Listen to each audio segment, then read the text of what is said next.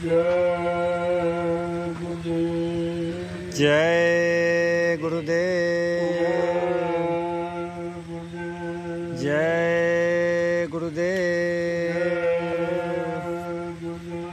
जय गुरुदेव। नाम किसका? प्रभु का। जय गुरुदेव। नाम किसका? प्रभु का। जय गुरुदेव। नाम किसका? प्रभु का। प्रभु का प्यारा नाम। जय गुरुदेव। सभी सत्संगी प्रेमी ध्यान से सुन। आप लोग जो रात्रि परमार्थी श्रमदान सेवा कर रहे हो, ये तुम्हारा सबसे बड़ा सौभाग्य। ऐसी सेवा तो किसी किसी को अपने जीवन में मिलती। प्रेमियों को इस सेवा से वंचित नहीं रहना चाहिए। कहीं भी रहो किसी सेवा में, लेकिन जो लास्ट में 15 डलिया कहा जाता है या 20-25 डलिया, वो जरूर है। तो उसमें आपका पूरा मान लिया जाएगा। बात को समझा करो, नहीं समझोगे तो सेवा का लाभ नहीं मिलेगा। जो सेवा आप करते हो तो करिए, लेकिन ये लास्ट में जो 15, 20 या 25 डलियाँ बताई जाती हैं, इनका कुछ महत्व है। ये हर प्रेमी को करना चाहिए, तब आपको असली लाभ मिल सके। जीवन का ये सबसे बड़ा लाभ है। आपने जिंदगी में बहुत सेवाएं की, बाल बच्चों की, परिवार की, समाज की, देश की, लेकिन अपनी जीवात्मा की सेवा आपने कभी नहीं की, क्योंकि वो आपको मालूम नहीं है कि जीवात्मा की क्या सेवा है। जो कर्म कर्जा, बुरे और पाप कर्मों का लदा, जब तक वो नहीं हटेगा, कोई भी जीवात्मा मृत्यु मंडल से अपने घर नहीं जा सकती। यही आपकी रुकावट है। इसी रुकावट बाधा को खत्म करने के लिए संत महापुरुष मृत्यु मंडल पर आए कि किसी तरह से जीवात्माओं को इन कर्म बंधनों से मुक्त करा दिया जाए। जब ये मुक्त हो जाएगी, स्वतंत्र आजाद, तो अपनी घर की तरफ चल पड़े। इसलिए आपको ये परमार्थी श्रमदान सेवा में भागीदारी हिस्सा दिया, और तो आप कुछ कर नहीं सकते हो। मन खराब है, तन खराब है, खान पान खराब, इंद्रियां खराब, देखना, सुनना, उठना, बैठना, बोलना, चालना, सोचना, समझना, करना, कराना सब खराब ही था, और कर्म भी आप खराब करते। तो कितना बोझा तुम्हारे पर बुरे पाप कर्मों का लद गया। इस बोझे को उतारने का रास्ता किसी के पास, तो तौर तरीका भी किसी के पास नहीं है। तो दो कलयुग में जब संत पधारे, ये संतों को पूरा अधिकार है, क्योंकि जहाँ से जीवात्मा ही है, वहीं से संत महापुरुष आते हैं। उनको जीवात्मा के बारे में पूरा ज्ञान, कैसे आई है, किसके द्वारा आई, कौन लेके आया, फिर यहाँ काल माया के देश में इसको कैसे फंसा लिया गया, किन किन कारणों में, किन किन कर्म बंधनों में, उन्हें सब मालूम। इसलिए वो समय से जब जीवात्माएं वापस नहीं गई, तो उनको समय से अपनी जीवात्माओं के दर्द को देख कर आना पड़ा, और उसी के लिए ये व्यवस्था आपकी बनाई है कि भजन तो कर नहीं सकता, सत्संग वचन याद नहीं रहते, मन साथ देता नहीं है, शरीर भी साथ नहीं देता, तो न इसको परमार्थी श्रमदान सेवा में लगा दिया जाए, तो इसके कर्म करने उतर जाए।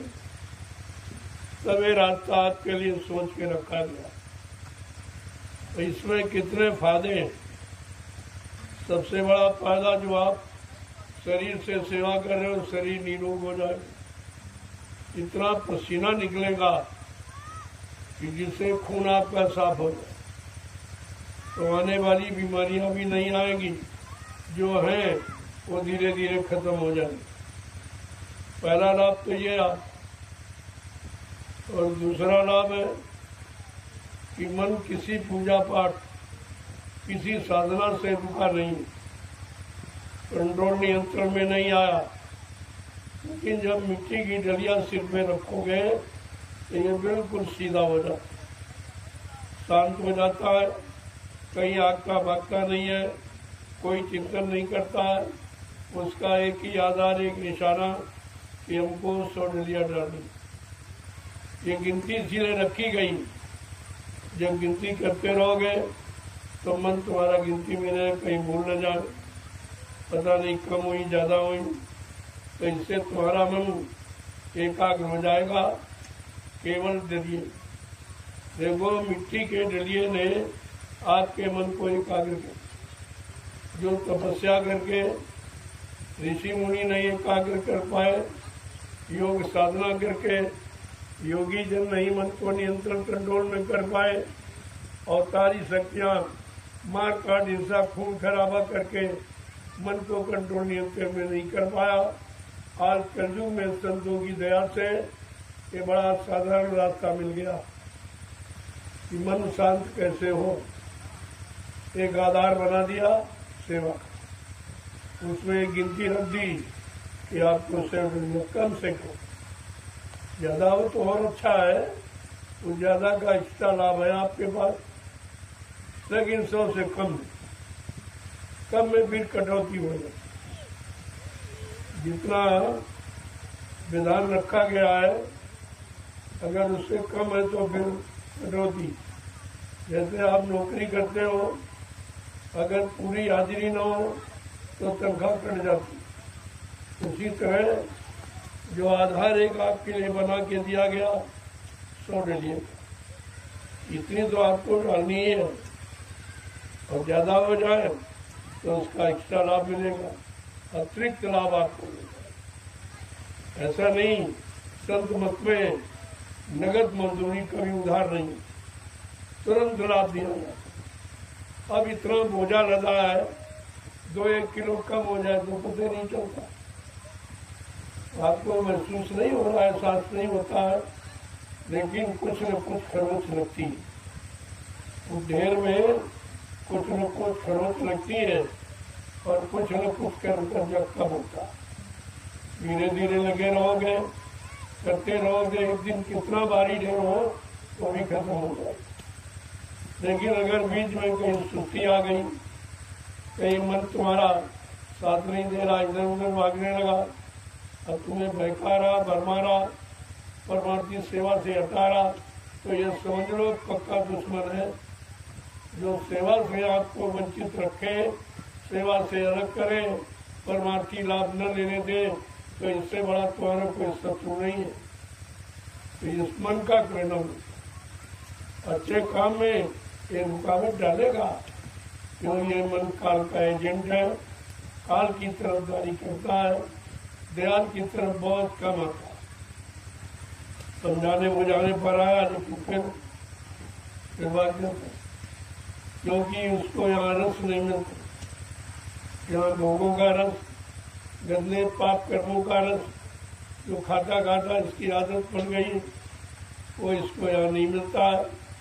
इसलिए यहाँ से बड़ा बेवकूफ होता है और रूखा फीका हो जाता है। लेकिन संत महापुरुष ने ऐसी जुक्ति आपको दे दी, अगर इस जुक्ति में लगो लो तो धीरे धीरे एक दिन ये शैतान मन भी आपका साथ देने लगे।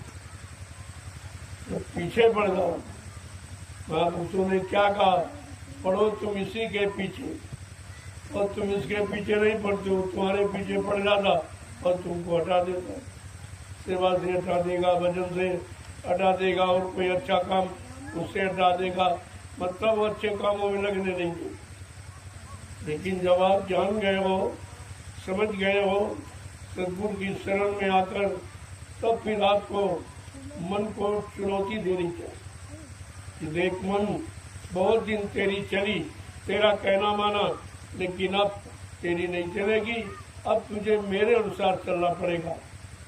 अगर ऐसा संकल्प आप करने लगो तो एक दिन ये शैतान मन भी आपके साथ होगा, फिर आपका सहयोग करेगा। तरह तरह की सुविधाएं, तरह तरह के सरल साधन, क्योंकि इसको चलने की रफ्तार इसकी बहुत तेज है, लेकिन अब गलत तरफ डायरेक्शन हो गया, मोड़ दिया गया तो उधर भाग रहा। अगर इस तरह मोड़ लो तो इधर भी उतना काम करेगा जितना उधर करता।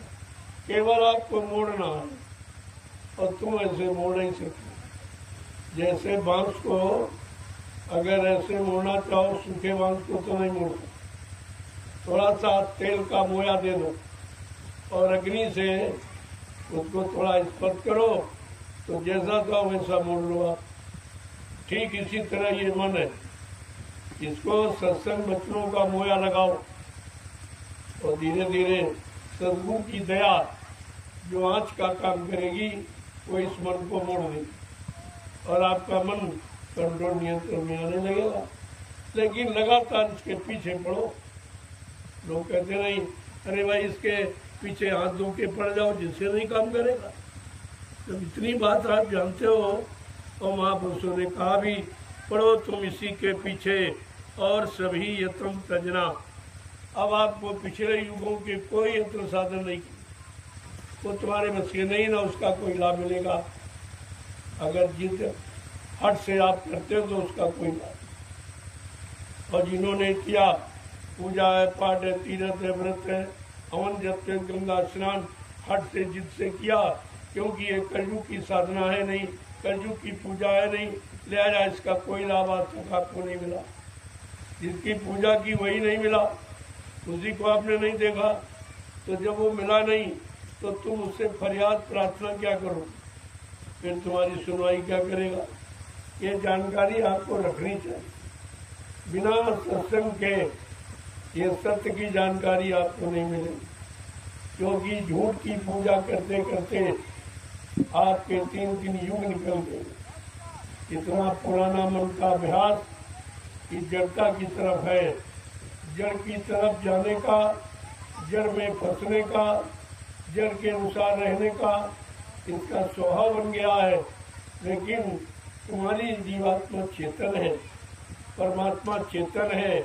परमात्मा का नाम जो संत महापुरुष रखते हैं, जगाते हैं, वो भी चेतन। चेतन से चेतन का काम करो और जड़ से जड़ का काम करो। मना कौन आपको? ये जड़ शरीर है, इसके लिए जड़ सामान आप दे दीजिए, प्रयोग करा दीजिए। लेकिन जीवात्मा जड़ नहीं, वो चेतन।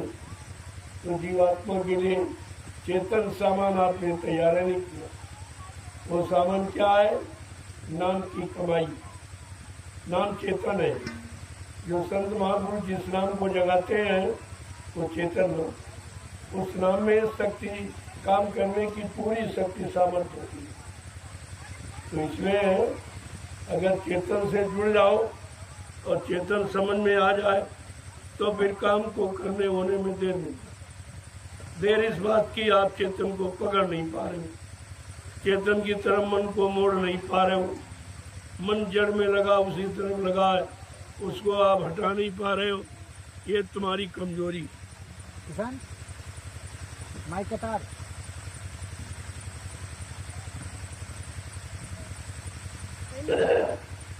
है आपके मन की कमजोरी। जो मन खराब तरफ जा रहा है, गंदे काम की तरफ, गंदे खान पान की तरफ, गंदे कर्मों की तरफ, आप उसे मोड़ नहीं पा रहे। अरे जब जानते हो ये खराब कर्म है, बुरे कर्म है, पाप कर्म है, इनकी सजा बहुत खराब है नरकों में, तो इतना जब जान गए हो तो मन को मोड़ के रखो। महापुरुषों ने तो यहाँ तक कहा, चलो मन पर तुम्हारा अधिकार अभी नहीं है, कहते हैं मन जाए तो जान दे, लेकिन कसके राख शरीर। बगैर शरीर को साथ में लिए मन कुछ नहीं कर सकता। अकेला कुछ नहीं कर सकता, इसके बस का नहीं है। जब मन को साथ में ले, शरीर को साथ में ले लेगा तो बुरे कर्म पाप कर्म करा देगा, फिर आप सजा पाने के अधिकारी बन जाओ। देखो कितना होशियार है कि कर्म शरीर से कराता और सजा शरीर को, काम कराता मन, सजा शरीर पाता। कैसी अंधेर है काल माया की नगरी में। काल ने कितने अंधेर के कर्म बनाए कि कर्म करे कोई और, सजा कोई और है। अपराधी मन और शरीर को सजा मिलती, क्योंकि मन दिखाई नहीं दे रहा और शरीर सामने कर रहा, लोग देख रहे, बुरा कर्म कर रहा, पाप कर्म कर रहा, इसीलिए उसी को पकड़ के मारने पीटने लगते, जबकि ये मालूम नहीं कि शरीर तो जड़ है, ये स्वयं कुछ कर नहीं सकता, इससे कोई करा रहा।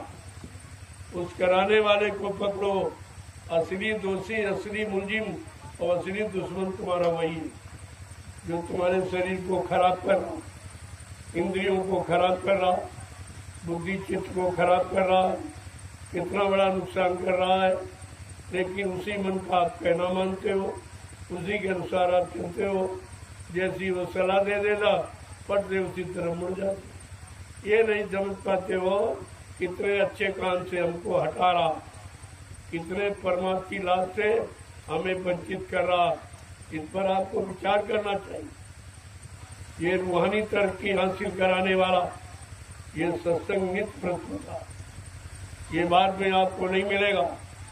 बड़े बड़े कार्यक्रमों तो बिल्कुल नहीं मिले, वो तो उसमें संसारी लोग भी आते, इसलिए मिला जुला कर वहाँ संदेश दिया जाता। ये निखालिस साधकों की, जो साधना करने वाले, जो सेवा करने वाले, गुरु के आदेश का पालन करने वाले, उनके लिए ये वचन सुनाए जाते। आप इनको बहुत संभाल के रखिए, ये किताबों में नहीं मिलेंगे और कोई आपको बताएगा भी नहीं, क्योंकि जिसने किया होगा और करके लाभ प्राप्त किया होगा वो आपको बताएगा, और जिसने किया नहीं, लाभ नहीं मिला, वो आपको क्या बताएगा। सुना सकता है लेकिन करा के लाभ नहीं दिला सकता। इस बात को बराबर ध्यान में रखिए। अगर एक एक वचन तुम्हारी समझ में आ जाए तो फिर काम बनने में देर नहीं। काम कहीं इधर उधर भागने में नहीं है कि हम घर से भाग जाएंगे, कदराव गुफाओं में छिप जाएंगे। अरे छिपना तो चोर का काम, ये चोर छिपता है बुरे कर्म करने के लिए या बुरे कर्म किए तो छिपता है, ये दोनों बात है। इसलिए आपको छिपना नहीं है, घर गृहस्थी परिवार में रहना, बाल बच्चों की सेवा करना है और बाल बच्चों के पालन पोषण के लिए खेती करो, दुकान करो, दफ्तर करो, बिजली व्यापार मजदूरी करो, आए गए का सत्कार करो, ये गृहस्थी धर्म है।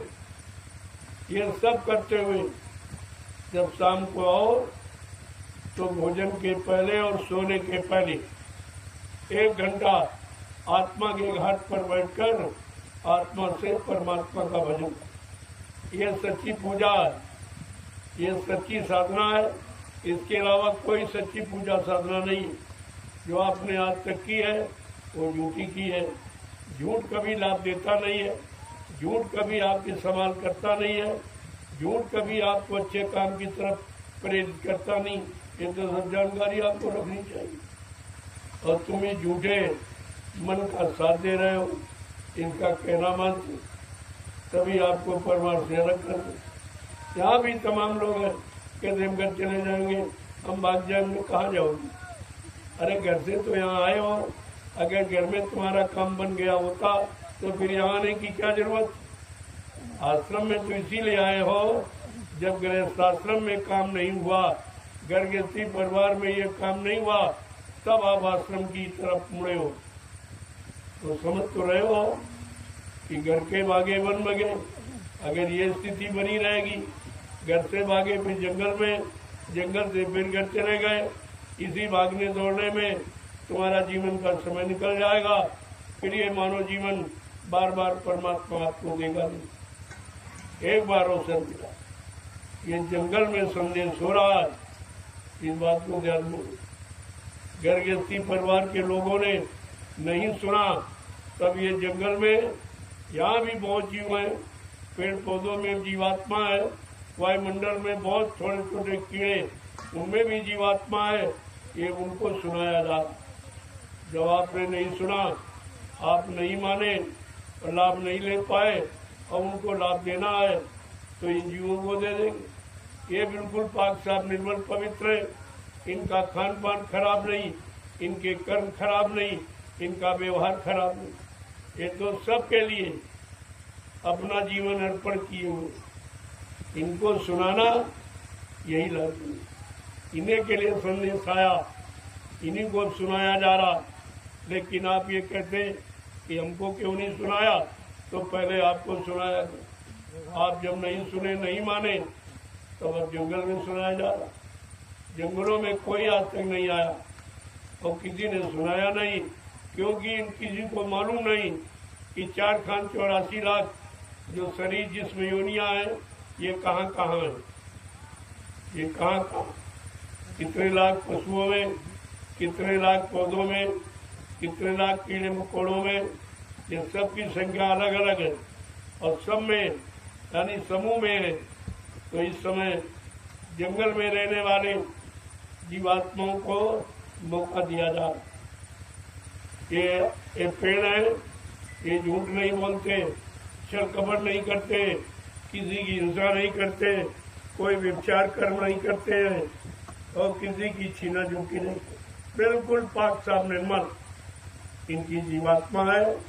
इसलिए इनको जब ये समय का संदेश मिलेगा, समय का नाम इनके काम में पहुंचाया जाएगा, समय का नाम इनके कान में, तो ये उठ खड़े होंगे। धीरे धीरे इनकी योनि बदल जाएगी। ये जड़ योनि में बेचारे ये चेतन जीवात्मा में आ जाएंगे, इनका उद्धार हो जाएगा, इनको मानो योनि मिल जाएगी और दोबारा किसी सत्संगी परिवार में जन्म हो जाएगा और शुरू से गुरु मिल जाएंगे, रास्ता मिल जाएगा। ये नाम की कमाई यानी भजन करके अपने जीवात्मा का कल्याण एक ही जन्म में करो, इसलिए इनको सुनाया था। और तुमको ये राज मालूम नहीं, ये राज तो किसी को नहीं मालूम, चाहे जितना बड़ा ज्ञानी ध्यानी विज्ञानी हो, ये राज किसी को मालूम नहीं है कि जंगल में भी जीव रहते हैं, उनके अंदर भी जीवात्मा है, उनको भी मुक्ति चाहिए। लेकिन उनको मुक्ति कौन देगा? जंगल में कौन आए, किसके पास समय है और कौन जानता है कि जंगल में जीवात्मा किन किन शरीरों में, पेड़ों में, पौधों में, पहाड़ों में और वायुमंडल में। माइक्रोस्कोप से देखिए, एकदम कीड़ों का जाल बिछा हुआ और उन सब में जीवात्मा। उनको भी समय का नाम जय गुरुदेव सुनने का अधिकार है और इसी नाम से उनका कल्याण हो जाएगा। लेकिन तुम रह जाओगे क्योंकि तुम शंका में पड़े हो, तुम्हारी समझी में नहीं आ रहा समय का नाम। समय का के नाम ने पहले भी काम किया, जब धरती पर सतयुग था तब हरि नाम था, हरि नाम को प्रहलाद गुरु ने जपा, उनका काम हो गया। इसके बाद समय बदल गया, युग बदल गया, त्रेता युग आ गया। उसमें जीवों के लिए ऋषि मुनियों ने राम नाम जगाया। उस राम नाम को जिसने लिया त्रेता में, उनको लाभ हो गया कि ये त्रेता भी खत्म हो गया। इसकी जगह पर द्वापर आ गया, द्वापर में फिर नाम जगाया गया कृष्ण नाम का। आप तुम कृष्ण नाम का जाप करो। द्वापर के लोगों के लिए कृष्ण नाम का आदेश हुआ। जिन लोगों ने कृष्ण नाम को माना और विश्वास किया और उनके आधार पर चलने लगे, उनको लाभ मिल गया। अब प्रेमियों ने सतयुग त्रेता द्वापर नहीं है, अब है कलयुग। तो समय के अनुसार, युग के अनुसार आपको भी कलयुग का नाम चाहिए। आज तक आपने तलाश की है, किसी ने तलाश नहीं और बिना तलाश के आपको दे दिया गया। संतों ने जगाया, ये संत आए कलयुग में, ये किसी युग में नहीं आए थे। उन युगों में ऋषि मुनि आते जाते रहे, लेकिन संत नहीं आए। संत आए कलयुग में, तो कलयुग के जीवों के लिए उन्होंने नाम जगाया जय गुरुदेव नाम प्रभु का। ये आदमी इंसान किसी आत्मा महात्मा का नाम नहीं है, ये नाम प्रभु का है। और प्रभु सबका मालिक है, सारी सृष्टि का मालिक प्रभु। जब मालिक स्वतः मृतरोग मंडल पर आ गया, इसका मतलब अगर 3 युगों की बात आपने सुनी होती, मानी होती, उसके अनुसार चले होते, तो फिर प्रभु को आने की क्या जरूरत। जब किसी ने सुना नहीं, किसी ने माना नहीं, जाना नहीं, पहचाना नहीं, अपना बना पाया नहीं, अपना कोई काम नहीं करा पाया, तो मजबूर होकर प्रभु को आना पड़ा। कि जीवात्माओं का कल्याण ऐसे नहीं होगा। वाए उन्होंने प्रभु नाम जगाया। उस प्रभु का नाम क्या है? जय गुरुदेव। ये जय गुरुदेव प्रभु का नाम है। अरे लेके तो देखो, जब तुम्हारा काम कहीं से ना हो और सब इनकार कर दे, तब आप प्रभु नाम लेके देख लो जय गुरुदेव नाम।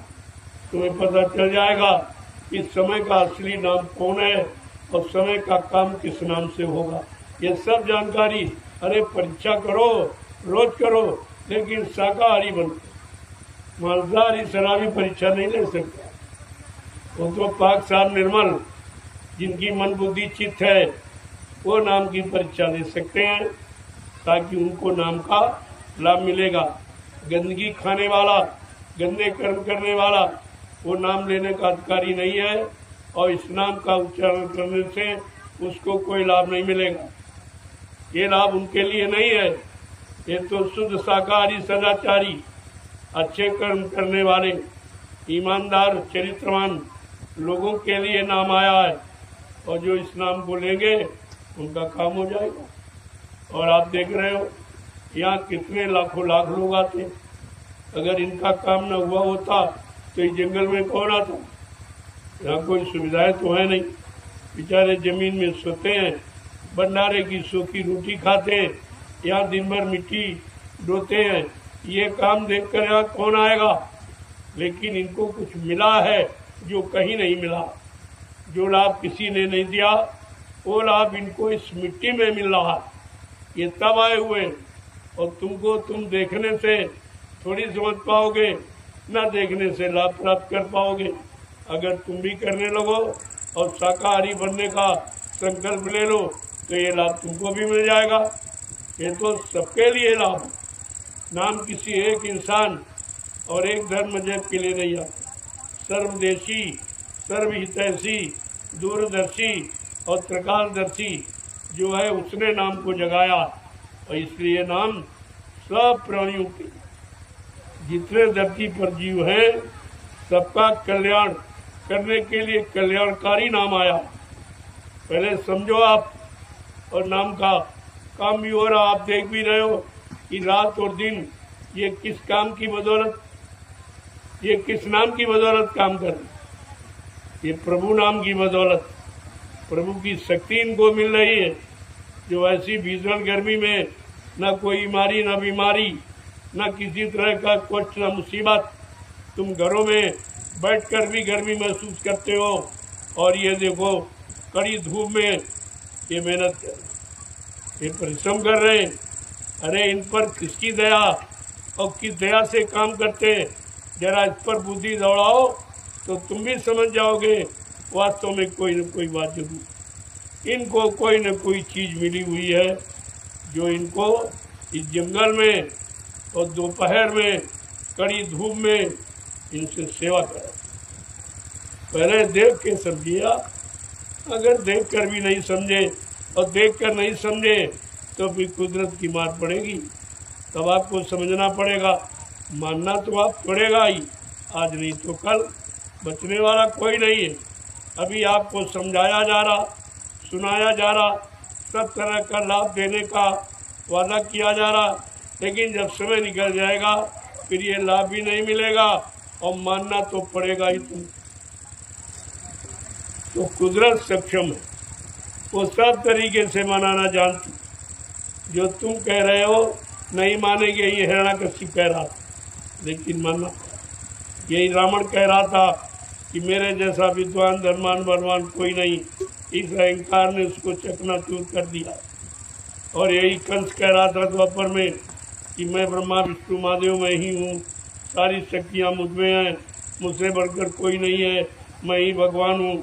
लेकिन अंततो गत्वा वो भी विनाश की स्थिति में चला गया। अहंकारियों का विनाश हर युग में हुआ। आप अगर अहंकार करते हैं इस मार्ग में और इस नाम में, तो फिर आपका भी वही होगा जो सबका हुआ। अभी तो मैं बचाने की बात कर रहा हूँ, समझा करके कि मान जाओ, अच्छे सच्चे मार्ग पर आ जाओ, अच्छे सच्चे काम में लग जाओ। इससे सरल पूजा कोई नहीं कि काम करते रहो, नाम जपते रहो, तो बहुत सरल है। लेकिन एक ही शर्त है कि आप शाकाहारी हो। वो भी शर्त आपकी पुरानी। बच्चा जब पैदा होता है तो शाकाहारी बच्चा, चाहे हिंदू घर में, चाहे मुसलमान घर में, या किसी कौम जाति में पैदा होता है तो शाकाहारी पैदा। और किसी माँ ने अपने बच्चे को उस समय अंडा नहीं खिलाया, मुर्गा नहीं खिलाया, शराब नहीं पिलाई, गांजा भांग अफीम नहीं पिलाया, क्या पिलाया? अपना दूध। ये सब जानते हो कि हम पैदाशी शाकाहारी हैं, हम शाकाहारी पैदा ही हुए। हमारा ये जन्मसिद्ध अधिकार है। ये कोई नई बात आपको नहीं बताई जा रही, लेकिन तुम भूल गए हो तो आपको याद कराया जा कि अपने मूल सिद्धांत पे आ जाओ, जन्मसिद्ध अधिकार को समझ लो, तो ये सारी मुसीबत आपत्तियाँ, ये दुख दर्द सब खत्म हो जाए। और नहीं मानोगे, महात्मा तो समझाने का काम करते, वो कोई दंड नहीं देते, वो कोई श्राप नहीं देते, आपका नुकसान नहीं करते, क्योंकि उनका ये काम नहीं है। लेकिन जब उनकी बात नहीं मानोगे तो वो सारा चार्ज कुदरत को दे, और कुदरत का काम आप जानते हो तुम्हारे हित में नहीं। एक सेकेंड नहीं लगेगी, सबका सब खत्म, कुछ नहीं बचेगा। तो आप अहंकार करते हो हमारे पास खाने के लिए रोटी है, रहने के लिए मकान है, सहयोग के लिए पति पत्नी बाल बच्चे हैं, खर्च करने के रुपया पैसा है, खेती दुकान दफ्तर बिजली व्यापार मजदूरी है। आपको ये नहीं मालूम, ये कुदरत के एक सेकेंड में खत्म हो, कुदरत के सामने एक सेकेंड में समाप्त हो जाएगा, जिस पर तुम अहंकार करते हो। तुम्हें मालूम नहीं है, बड़ों का खत्म, बड़े बने 3 मार सही, जो बड़ा बना वो मारा गया। यानी हिरण्यकश्यप बड़ा बना मारा गया, रावण बड़ा मारा गया, कंस बड़ा बना मारा गया, जरासंध बड़ा बना मारा गया।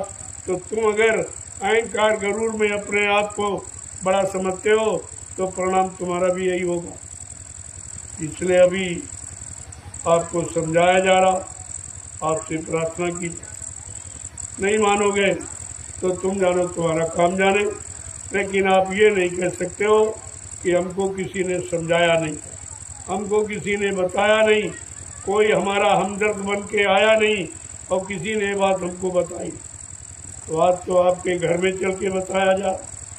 आपने क्या बुलाया था कि आपसे कोई पैसा, कोई सामान मांगा गया और आपको ऐसी सीख दी जा रही जो रुपए पैसे खर्च करके आप किसी से ले नहीं पाओ, ये मुफ्त में दी जा रही। जब आपने सुनना पसंद नहीं किया तो मैं जंगल में सुना रहा हूँ।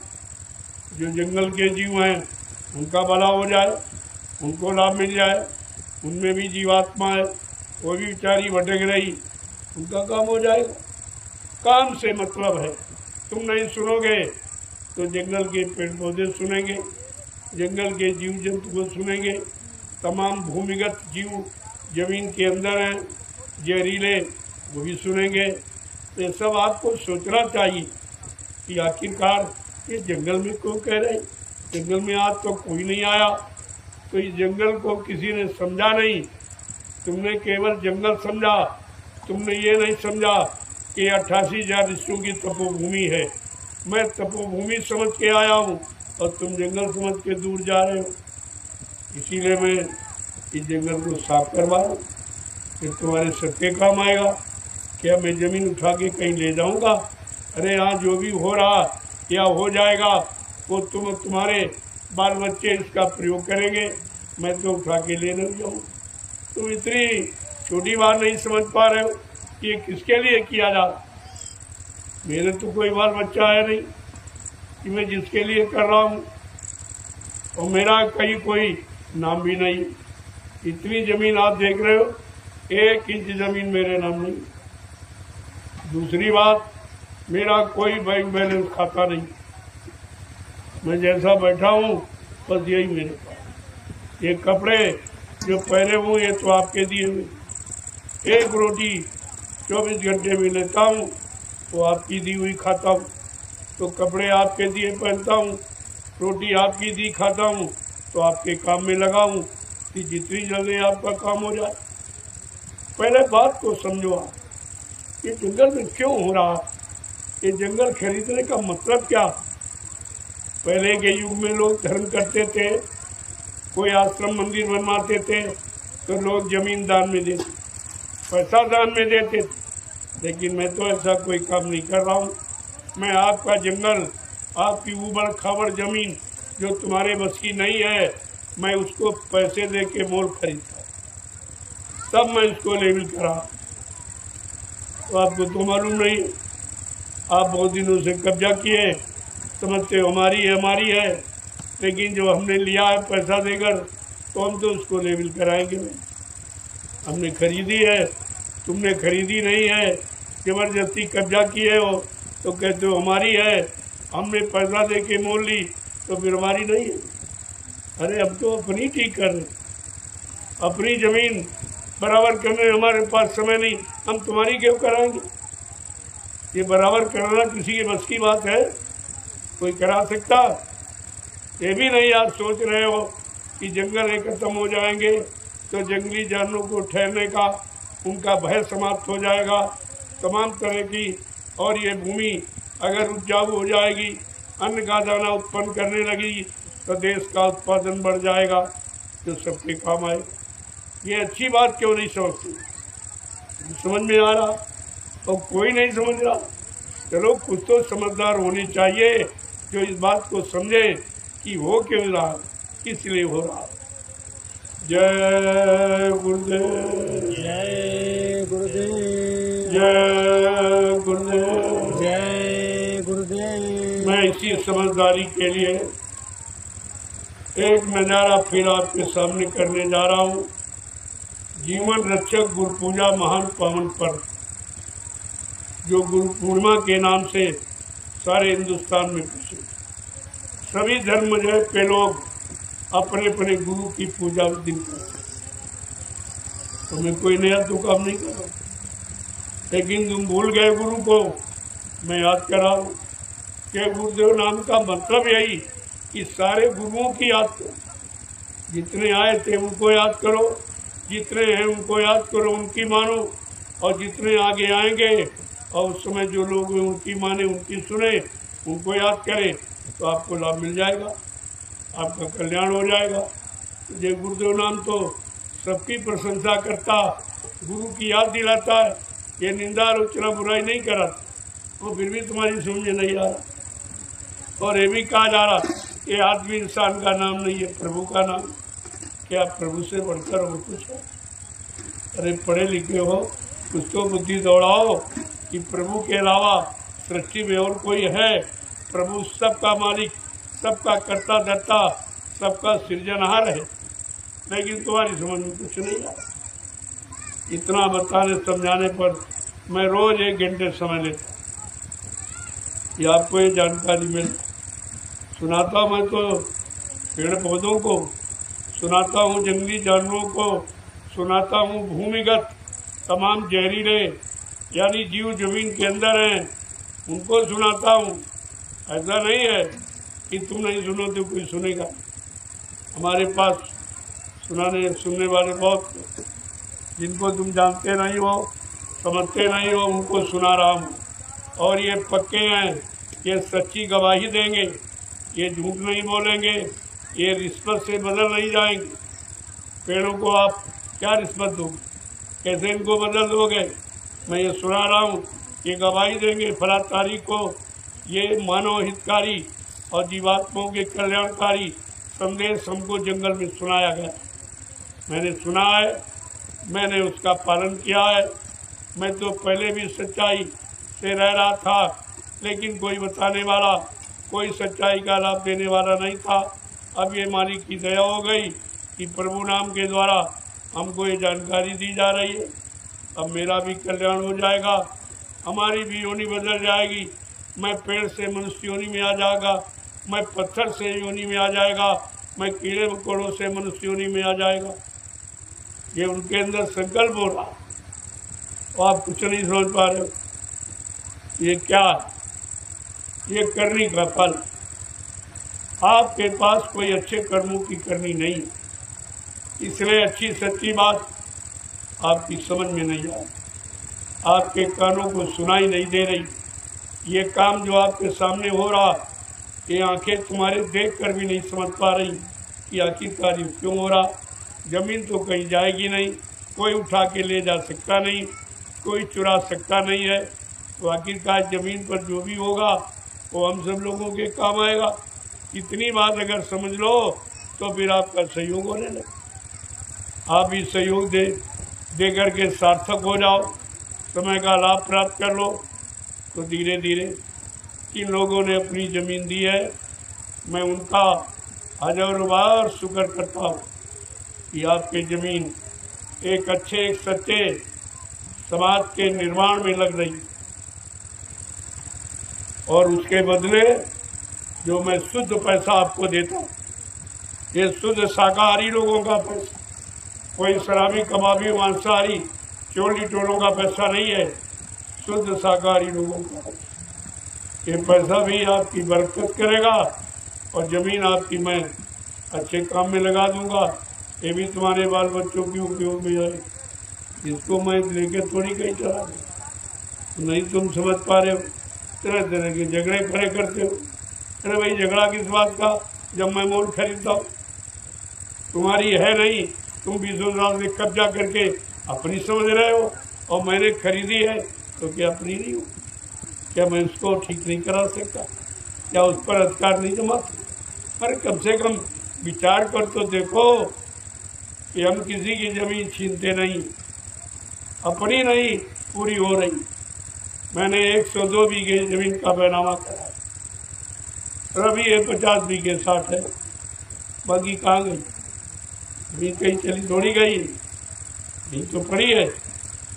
उसी को धीरे धीरे तहसील से कागजात देख करके निकाली जा रही है, और आपसे कहता अगर तुम्हारी हो तो आप अपना कोई पक्का रिकॉर्ड दिखा दीजिए, मैं छोड़ दूंगा। अगर हमारी है तो आप छोड़ दीजिए। बस इतनी बात, इसमें झगड़ा किस बात? हम कोई झगड़ा करने आए? हम तो खरीदी है हमने 102 बीघे जमीन ये, और ये बाद में सैकड़ों बीघे बाद में आपके लिए जो छोटे छोटे टुकड़ों में आपके ग्रामवासियों ने दी है। मैं उनका शुक्रगुजार करता हूँ कि एक अच्छे सच्चे काम को उन्होंने समझा और अपनी उबड़ खाबड़ और जंगल जमीन को दे दिया, और बदले में हमने इनको पैसा दिया। मैं मुफ्त फ्री में नहीं लेता, मैं कोई खारी भिखारी नहीं हूँ कि अपने दिल से बात निकाल दीजिए। मैं भिखारी नहीं, मैं मोल खरीदता हूँ और उस ज़मीन को आपके लिए अच्छी बना रहा हूँ, और फिर भी तुम नहीं समझ पा रहे हो। तुम्हारी ज़मीन जो तुम नहीं बना पाए उसको बना रहा हूँ, और आपको पैसा भी दे रहा हूँ, लेकिन तुम्हारी समझ में नहीं आ रहा कि ये ज़मीन बाद में तुम्हारी ही होगी, क्योंकि हम कोई उठा के थोड़ी ले जाएंगे। लेकिन इतनी छोटी बात जब तुम नहीं समझ पा रहे हो, तो इतना बड़ा जो काम इस ज़मीन पर होने जा रहा वो तुम कैसे समझो? जय गुरुदेव, जय गुरुदेव, जय गुरुदेव। नाम किसका? जय गुरुदेव। नाम किसका? प्रभु का प्यारा नाम। जोर से बोलो जय गुरुदेव, सब मिल बोलो जय गुरुदेव, बोलना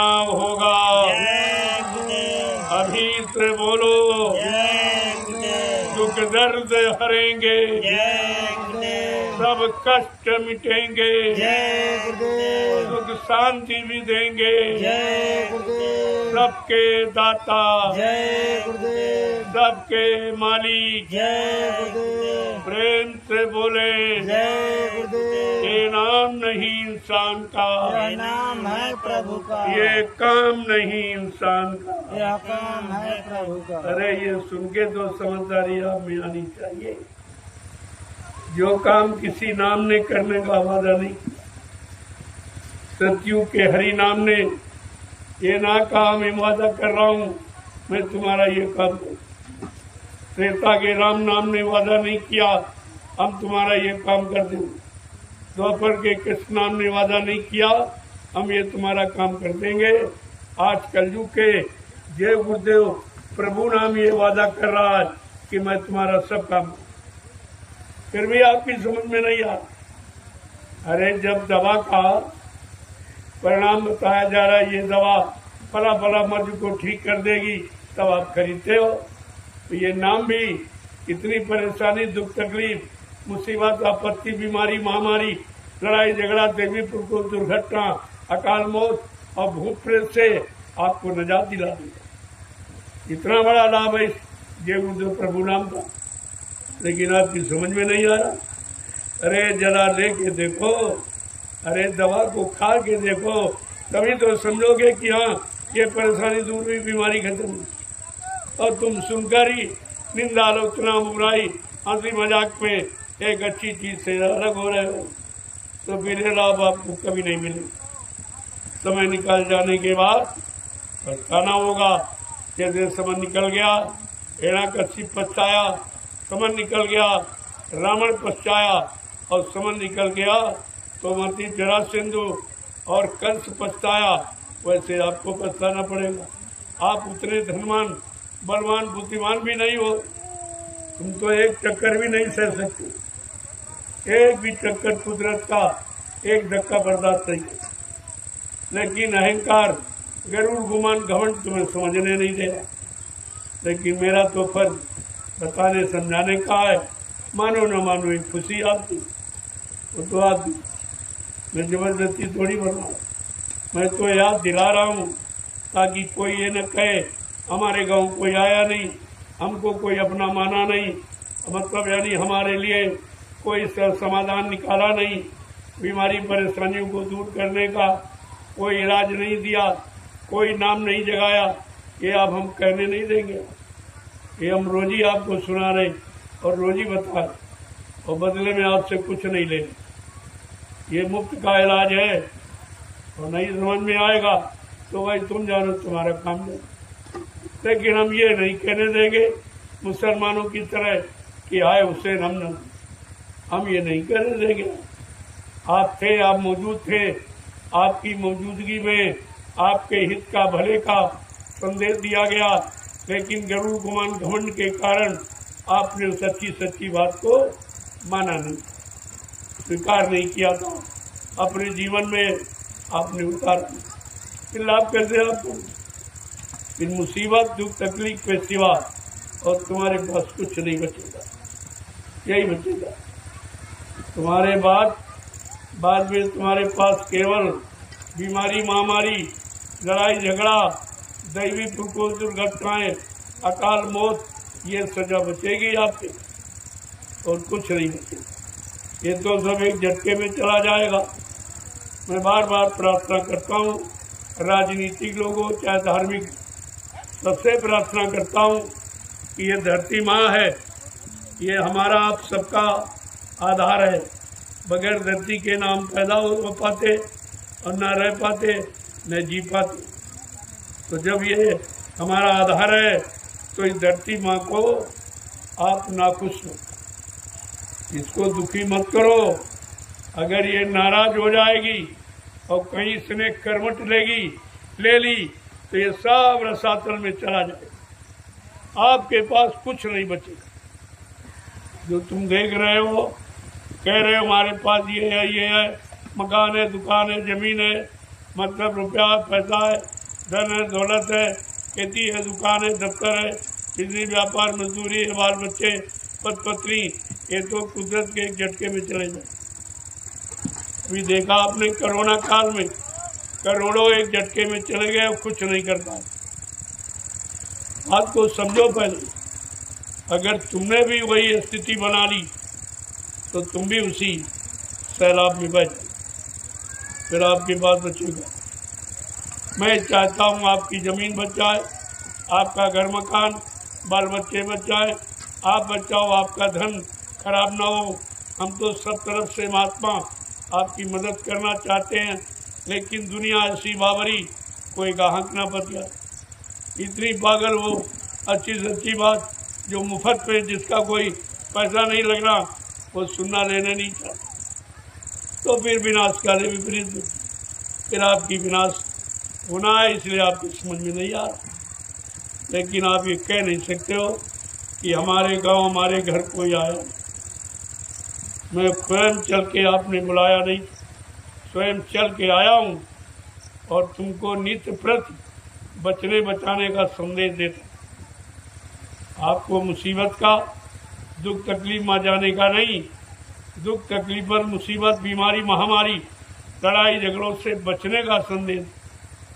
मान लोगे तो ठीक है, नहीं तो तुम जानो तुम्हारा काम। जय गुरुदेव, जय गुरुदेव,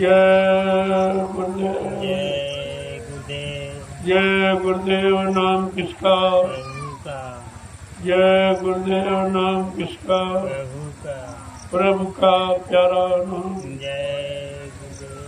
प्रेमियों, आप आज पूरे दिन आपने मेरे, मैं इसीलिए बीच में नहीं आया कि देखे मेरे बगैर आप सेवा करते कि नहीं। मेरे दिखाने के लिए आप सब सेवा करते हैं कि मेरे पीछे भी आप सेवा। मैं इसीलिए देर से आया, लेकिन मैंने वादा किया था तो 5 बजे आ गए। तो हम लोग वहाँ भी आते हैं, मिलना जुलना रहता, में कोई खाली नहीं बैठता। कुछ ब्लाक के लोग आ गए, उनसे मिलने जुलने में समय हो गया। मैं 5 बजे आया और तब से बराबर बैठ के देख रहा हूँ कौन प्रेमी कैसी सेवा, उसी सेवा के मुताबिक उसको लाभ मिलेगा। आप ये मत समझो कि हम आड़ में बैठ गए तो देख रही, अरे सब देखा जाए। ये तुम्हारा कोई छिपाव यहाँ चलेगा नहीं।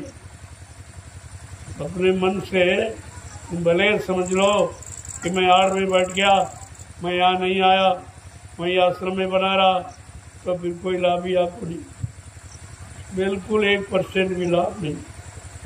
यहाँ लाभ सेवा, जो सेवा करेगा और मेवा खाएगा उसको लाभ मिलेगा, तो जो नहीं करेगा वो दुखी रहेगा, बीमार रहेगा, कष्टों में रहेगा, मुसीबत में रहेगा, अंततोगत्वा मृत्यु के हवाले हो जाए। उसका यहाँ बचाव भी नहीं होगा। अगर बचाव होगा और सुरक्षा होगी तो ये परमार्थी सेवा के द्वारा। ये मूल मंत्र है आपके जीवन, जिसे हिंदुस्तान में कोई नहीं जानता, लोग देखकर भी नहीं जान पा रहे क्या हो रहा। यही तो रहस्य है, यही राज है, यही लीला है, इसको कोई नहीं समझ पाया। न राम की लीला को कोई समझ पाया, न कृष्ण की लीला को समझ पाया, तो जय गुरुदेव प्रभु की लीला को कौन समझे। इसकी ताकत है समझने की। इसलिए अपने मन को समझाकर इस सेवा में लगाओ, ये सबसे बड़ी समझौती है।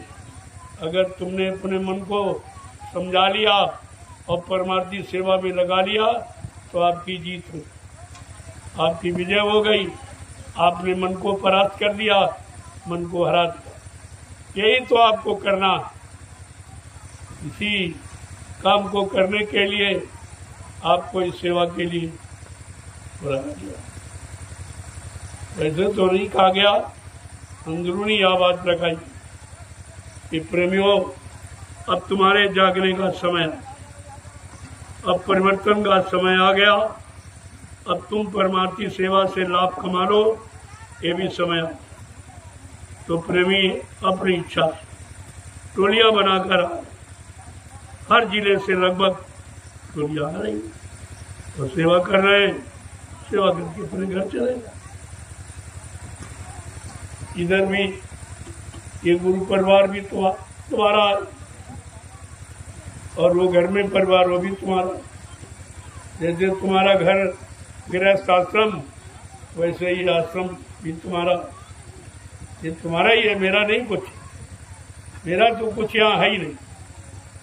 मैं तो केवल देख रहा हूँ और आपके काम को करवा रहा हूँ कितनी जल्दी हो, बाकी मेरा कुछ नहीं। इसीलिए आप देखते हो जब चाहता हूँ तब चल देता हूँ।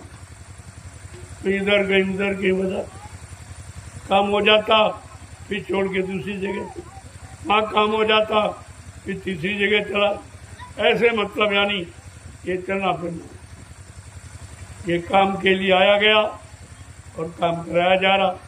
जिस दिन काम पूरा हो जाएगा उस दिन जाने का समय हो जाएगा, फिर यहाँ कोई नहीं रहेगा, ना हम रहेंगे ना आप रहोगे। फिर जो रहेंगे वो इसका प्रयोग करेंगे, इसका लाभ उठाएंगे, लेकिन उस लाभ में तुम्हारा हिस्सा रहेगा, क्योंकि तुमने ये व्यवस्था और भूमिका, ये जमीन तुमने बनाई। इस लाभ से कोई हटा नहीं सकता तुम। जय गुरुदेव। जय गुरुदेव। जो लोग थक चुके हैं या बैठे तो आके प्रसाद ले लीजिए, और बाकी लोग लोगों 50 डलिया डालना नजदीक है, नजदीक की वजह से 45 आपकी 5 हमारी 50 डालकर आप आ जाइए जल्दी, प्रसाद लीजिए। बहुत नजदीक, कोई दूरी नहीं, इसलिए संख्या ज्यादा दिखाई दे रही लेकिन दूरी के अनुसार कम है। आपको पास में डालना, जल्दी से डाल दीजिए और आ जाइए। आज दोनों दिन और रात्रि दोनों का प्रसाद। प्रसाद का मतलब बढ़ा के नहीं, दया, दूनी दया आज आपको। आपने मेहनत की है, परिश्रम की है, मालिक से प्रार्थना करता हूँ इन सबको अब लाभ दे दीजिए, इनको दूना लाभ, दूनी बरकत इनको मिल जाए, क्योंकि ये आपके आदेश का पालन करते हैं। ये परमार्थी संदान सेवा जो आपका आदेश है उसका ये पालन। मेरा कोई आदेश नहीं, तो मालिक प्रभु का आदेश है, उसी को मैं भी मान रहा हूँ और आज से भी कहता हूँ आप लोग भी मानो और लाभ उठा लो। यहाँ कोई शंका की बात, मैं कुछ बनता नहीं हूँ, न कुछ बनने लायक हूँ। अब ये मालिक की मौज है जो उन्होंने काम दे दिया और आदेश दे दिया कि जल्दी से इस काम को पूरा करा दीजिए, तो मैं उस काम में लगा। मेरा ये कुछ नहीं है, सब आपका है और आपका रहेगा, मेरा ये कुछ। सीधी बात, मोटी बात समझ लीजिए।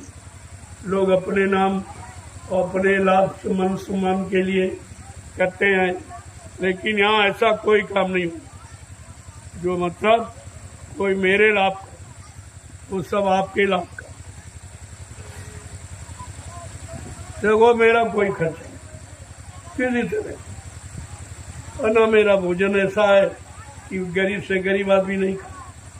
मैं सुबह सत्तू ले, सत्तू सुबह, यही मेरा नाश्ता। कोई फल फ्रूट मेवा, कोई दूध घी, ये नहीं, मीठा मीठा पकवान नहीं, सत्तू। और अभी 5 बजे लेता था एक, तो समय आज यही निकल गया, आज वो भी समय निकल गया, तो थोड़ा सा दलिया ले लूँ बस। अब बताइए इसमें खर्चा क्या? जब मेरे पास कोई खर्चा नहीं है तो अब तुम्हारा पैसा, सामान, ये जमीन अपने नाम करा, मैं क्या करूँ? कोई किसके लिए? वैसे ज्ञान दृष्टि से यही मेरा परिवार है, गुरु परिवार। मैं तुम्हारा हूँ, आप हमारे हो, बस ये रिश्ता पक्का हो जाए, बस फिर सारी शंका खत्म। मैं तुम्हारा हूँ और तुम हमारे हो, अब हमारा तुम्हारा रिश्ता पक्का हो जाए और इस काम में लग जाओ, मैं तुम्हारा काम करा दूँ। जय गुरुदेव। जय गुरुदेव। जय गुरुदेव। जय गुरुदेव। मुझे जो मालिक ने सेवा सौंपी, मैं सेवक के अलावा कुछ नहीं, कुछ भी नहीं, न गुरु न संत न सदगुरु, ये तो मैंने कभी कहा ही नहीं, क्योंकि ये कहने का मेरा अधिकार नहीं। गुरु यहाँ कोई बन नहीं सकता, संत सदगुरु यहाँ कोई बन नहीं सकता। जो बनेगा वो कुदरत की मार खाएगा, वो कुदरत की मार खाएगा। इसलिए ऐसा कोई काम मैं करता ही। मैं 12 साल से हिंदुस्तान में संदेश दे रहा हूँ, खुले मन से ऐलान कर रहा हूँ, लेकिन कभी मैंने अपने के लिए कुछ, अपना कोई प्रचार नहीं। मैं कहाँ का रहने वाला, कौन क्या रहे, इसकी क्या जरूरत। प्रचार तो प्रभु नाम का होना चाहिए। मैं जय गुरुदेव प्रभु नाम का प्रचार करता हूँ और गुरु के संदेशों को, गुरु के वचनों को गुरु प्रेमियों के कान तक पहुँचाता हूँ। इसके अलावा मेरा कोई काम, ये सीधी सादी मोटी बात है। अगर कुछ कहा होता तो अब तक मीडिया पत्रकार पीछे पड़ जाता। मैंने ऐसा कुछ कहा ही नहीं और ना ऐसा कहूँगा, क्योंकि उसकी जरूरत नहीं। हमको बनने की क्या जरूरत, तो शरीर छोड़ के जाना है। अरे भाई, जिनको बने वो, जिनको यहाँ रहना हो, मैं तो रहूँगा नहीं। समय पूरा हो जाएगा, चला जाऊँगा, फिर यहाँ बनने बनाने की क्या बात। ये सब झूठा प्रचार आप करके खुद फंस रहे हो। मेरा जो भी आपके सामने आ गया, सब 3 आश्रमों का निर्माण, ये सबके सामने, ये खुला पर्दा है, देख लीजिए। ये खुली व्यवस्था है, जो हिंदुस्तान में कोई नहीं कर पाया, वो आपके सामने करके दिखा दिया गया। इससे ज्यादा और जीवों के लिए सच्चाई क्या हो सकती, आपको मानना पड़ेगा, समझना पड़ेगा। और इस तपोभूमि पर एक न एक दिन आना पड़ेगा। ये 88,000 ऋषियों की तपोभूमि है, एक दिन सबको बुला लेगी। जो बाबा जय गुरुदेव जी महाराज ने कहा, ये 88,000 ऋषियों की तपोभूमि, यहीं पर सतयुग के अंकुरन निकलेंगे, तो कौन नई धरती पर आएगा। जो सतयुग प्रेमी है, सतयुग की इच्छुक है, सतयुग लाने के प्रयास में है, तो कौन ऐसा जो बचेगा इस भूमि पर नहीं आएगा। अरे जरा ज्ञान बुद्धि से समझो तो, ये कहा क्या जा रहा। मैं तो नहीं गा रहा, मैं बुला रहा हूँ कि हमारे पास आ जाइए। ये 88,000 ऋषियों की तपोभूमि बुला रही है, क्योंकि बाबा जी ने ऐलान कर दिया था नैमिषारण में गुरु पूर्णिमा के कार्यक्रम में 1997 में। ये वो भूमि है जहाँ 88,000 ऋषियों ने तपस्या की। इसी तपोभूमि पर सतयुग के अंकुरन निकलेंगे। ऐ संत मत के प्रेमियों, गुरु प्रेमियों, गुरु भाइयों, गुरु परिवार के लोगों, तुम कब समझोगे गुरु बच्चों की याद करो। ये आखिरकार इस भूमि पर ये सब काम क्यों किया जा रहा, इसकी क्या जरूरत है।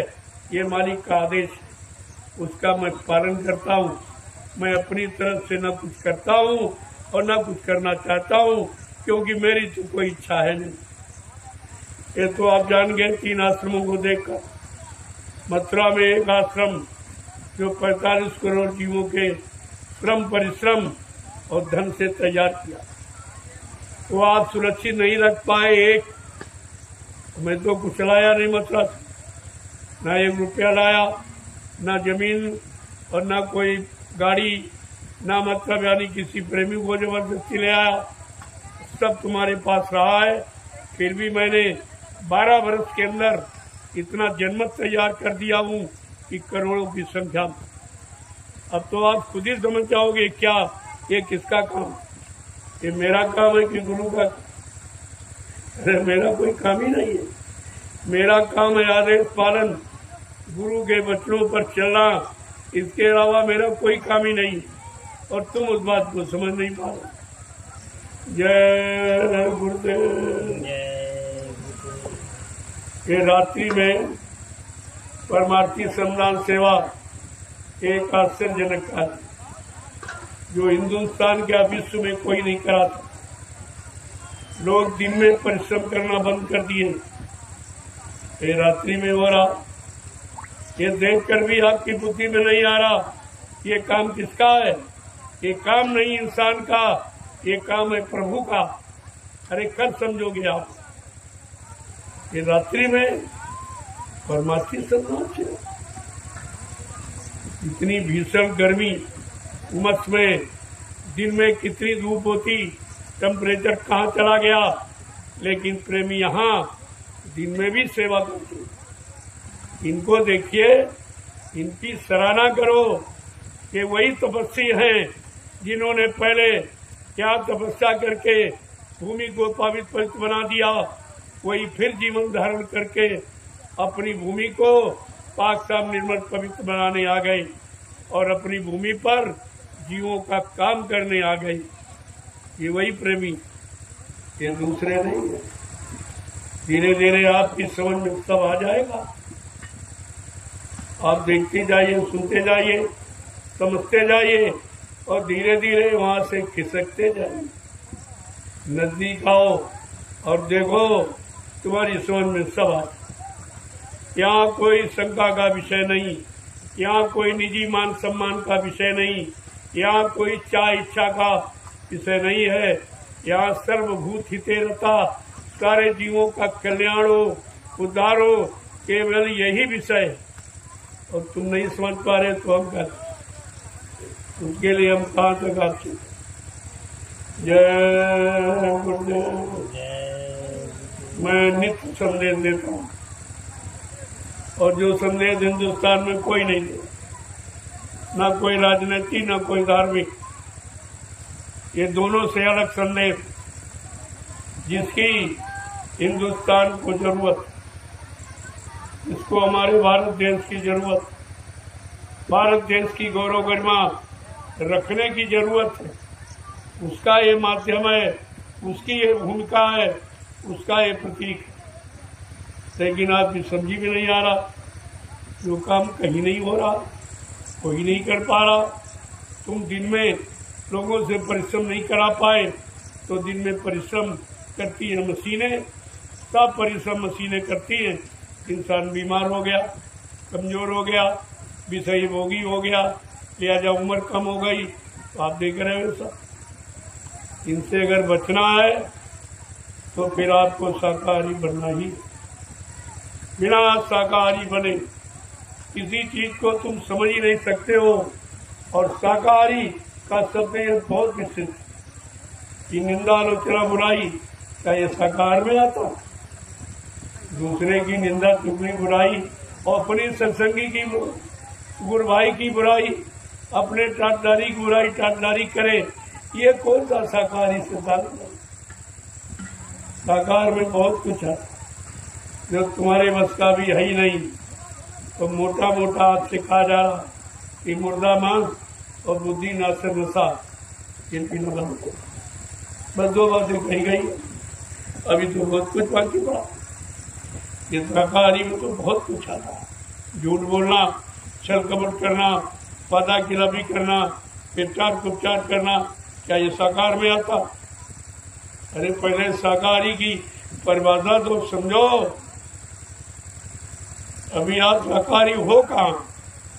बनाया जाए, बनने की बात आपसे कही जाए कि आप शाकाहारी हो जाओ तो सारी मुसीबत और सारे कष्ट और सारी बीमारी और सारी ये व्यवस्था जो छिन्न भिन्न लोगों ने कर दी, ये सब ठीक हो जाए। कुछ आपको नहीं करना, सिर्फ आप शाकाहारी हो, चरित्रवान बन जाओ, अच्छे काम करने लगो, अच्छे कामों में अपनी रुचि बढ़ाने लगो, तो ये बिगड़ा काम सब ठीक हो जाएगा। जो लोगों ने बिगाड़ा और झूठ कह के वादा, झूठा वादा करके और कर कुछ नहीं पाए, ये काम महात्माओं का है, क्योंकि ये संत महात्माओं का देश है। ये नेताओं का देश कभी नहीं रहा। ये 70 साल की आजादी में आपने नेताओं को बैठा दिया, लिहाजा क्या हुआ? परिणाम सब बिगड़ गए, सब ध्वस्त हो गई व्यवस्था। क्योंकि नेता कौन है? जो सबसे सब कुछ लेता और किसी को कुछ न देता, उसको कहते नेता। इनकी जरूरत नहीं है। नेता का मतलब सही नेतृत्व करने वाला, सबको सुख शांति प्रदान करने वाला, सबको न्याय सुरक्षा रोजी रोटी देने वाला और सबके कष्ट मुसीबत को दूर करने वाला, उसको कहते नेता। नेता केवल एक सुभाष चंद्र बोस, जिसने नेतृत्व करके अंग्रेजों को देश से भगा दिया और भारत को एक नई दिशा आजादी की दी थी, वो था नेता। इन लोगों ने उस नेता की बनाई भूमिका व्यवस्था को बिगाड़ एकदम ध्वस्त कर दिया। ये नेता कहलाने के अधिकारी नहीं है। और आप नेता शब्द की परिभाषा नहीं जानते हो, इसीलिए आप समझ नहीं पाए हो। इनके धोखे में, इनके चक्कर में आपने अपना जीवन खराब कर दिया। अरे ये भारत देश है, यहाँ पर सच्चे ईमानदार चरित्रवान त्यागी तपस्वी ये उनका देश है और देश समाज का काम उनके द्वारा हुआ है। इन नेताओं के द्वारा, अध्यक्ष मंत्रियों के द्वारा, वक्ताओं के द्वारा ये धार्मिक धारा पर परिवर्तन न कभी हुआ और न कभी होगा। इसको आप गांठ पे बांध लीजिए, मेरी बात को गांठ पे बांध लीजिए। और अभी मुसीबत और बहुत बढ़ेगी, क्योंकि मैंने मना किया था कि 24 का चुनाव ये जनता के लिए और शासकों के लिए, दोनों के लिए खराब है। आप चुनाव टाल दीजिए, आपकी स्थिति अच्छी नहीं है। पहले तुमने इतना कर्जा भारत पर ला दिया है कि उसका तो ब्याज तक आप नहीं दे पा रहे हो, और एक चुनाव में 70 अरब रुपए खर्च होगा। ये बैलेंस कौन पूरा करेगा? पढ़े लिखे होकर आपने इस पर कोई विचार नहीं किया, क्योंकि ये सब लोग उसी में, सबने ये काम किया है। तो चोर चोर वो सौतेबाजी, वो इसकी बात नहीं करेंगे कर्जे की, और सो बात कहेंगे। बाबा जी ने ऐलान किया था कि वोट हमारा वहाँ पड़ेगा, जो ब्याज हमारा माफ करेगा, हम पर शासन वही करेगा जो ब्याज हमारा माफ करेगा। ये बाबा जी का संदेश सारे हिंदुस्तान में प्रसारित हुआ और प्रेमियों को ये मंत्र के रूप में माला पर जपने का अधिकार दिया गया। लेकिन प्रेमी भी भ्रमित हो गया, उसके भी समझ में कुछ नहीं आ रहा कि गुरु का संदेश क्या है, गुरु का आदेश क्या है और क्यों दिया है कि देश की खुशहाली अब इनके द्वारा नहीं, वो संत महापुरुषों की भूमिका के द्वारा हो। बात तो समझ में लोगों को आई, लेकिन सब आ जाएगी। कुदरत सबको समझाना जानती, वो 1 मिनट में इन सबको समझा देगी। अभी संतों का वरद हस्त आपके सिर पर है कि शायद अब मान जाए, अब समझ जाए, अब ठीक हो जाए। झूठ बोलना, वादा खिलाफी करना बंद कर दे, झूठा संदेश देना बंद कर दे। ये मौका आपको दिया, नहीं मानोगे तो ये चार्ज कुदरत के हाथ में जाने ही वाला है, सबकी अकड़ ठिकाने हो जाए। इस बात को गांठ में बांधी। मैं रोजी संदेश दे रहा हूँ, पहले भी दिया, आज भी देता हूँ। इसका रिजल्ट, इसका परिणाम अच्छा नहीं होगा। जो आपने मेरी बात नहीं मानी, मेरी प्रार्थना नहीं स्वीकार की है, इसका परिणाम अच्छा नहीं होगा। आपने मनमानी करके, जब जब लोगों ने महात्माओं की बात नहीं मानी, देश संकट में चला गया, उसका राज भी समाप्त हो गया। राज में रहने वाले, परिवार में रहने वाले कोई नहीं बचा, सर्वनाश हो गया। बात आप भूल गए महाभारत, महात्मा विदुर की बात अगर मान लेते तो विनाश नहीं होता। महात्माओं ने हमेशा देश समाज को बचाने का और राजा और प्रजा को सुरक्षित रहने का उनका मान सम्मान अधिकार बना रहे महात्माओं ने हमेशा आगाह की। और आप भूल गए पिछले इतिहास को और वर्तमान में संदेश को। फिर तुम जानो, तुम्हारा काम जाने। मेरा जो फर्ज है मैं अदा कर रहा हूँ। और जय गुरुदेव, बोलो जय गुरुदेव। बस आप पूरी डलिया करके आ जाओ, प्रसाद ले लो।